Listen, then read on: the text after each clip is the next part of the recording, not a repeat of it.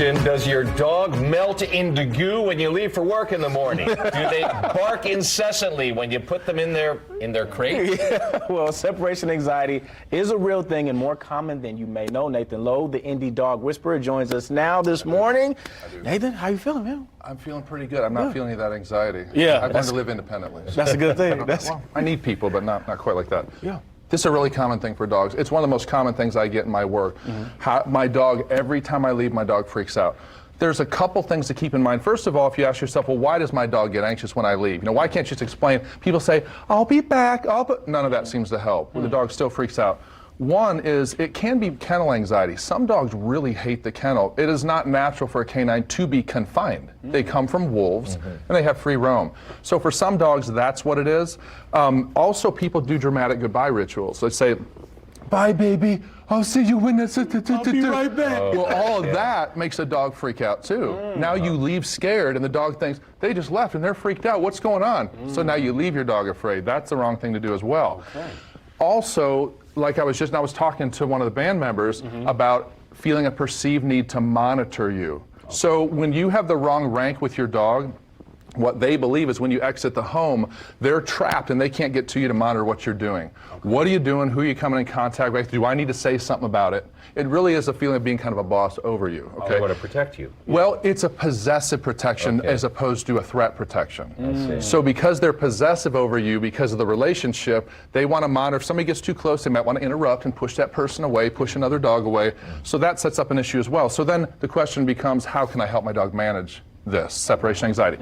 So instead of a crate, if your dog has issues with crate, I recommend people gate off a room in your house, like a kitchen, something that has a window so they're not bored. Dogs get bored just like they can move around a little bit. Yeah, they can move around. It's not so confining. Also, leave the house calmly. Don't say, and then leave. Right. Just leave. Yeah.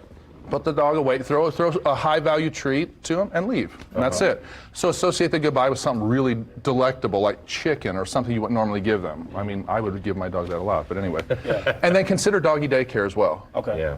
They love playing with their Hang with friends. other dogs. Yeah. Yep. Oh, that's a great thing for them. If you can afford to do that, do that. Leave something for your dog to do. Frozen Kong with something in it gives them something to work on while you're gone. But most importantly, become an authority figure in your dog's eyes. I've never had a problem with dogs reacting with separation anxiety because I'm in charge. And if I leave, what do you got to say about it? Right. Nothing. Okay. I mean, yeah, there's nothing to say. You may not like it, so you may sit like this, but that's how you sit. It's not like when I leave, right? right, So right. that, we don't go into all that. Yeah. Also, consider a second dog. Don't shoot me and anybody if you've been saying your spouse says we're not getting another dog, but it helps for them to have a companion. It helps. Now, I will say it doesn't guarantee anything because if a dog claims you and you get a second dog, it can still scream when you leave. You still have to have the right rank with your dog in order to Right. achieve this calm. The other thing is play something in the background for them. Okay. PBS, Golf Channel. Don't play Springer. Nothing that stirs not the them up. energy you want to bring in the house. No, or you are not the father. You know, Yeah, there you go. probably not any of that stuff. Right. Nothing to wind them up. So, but most important, have a relationship with your dog of parental authority, and then when you make decisions, your dog will let those decisions be made. Will calm down. Will not freak out. It's so important. I can't tell you how much separation anxiety and 85% of what I do is related to the wrong rank, Okay. not anything else. If you started down the wrong path with this thing and you put that energy, that panicked energy in the room, how long would you say it takes to get it going in the other direction? It is fascinating how quick they'll respond when your energy changes. I have been at appointments where the dog is going crazy, and as soon as the people start calming down and listening, all of a sudden the dogs lay down. It's almost as fast as your energy changes. So the real thing is get hold of yourself.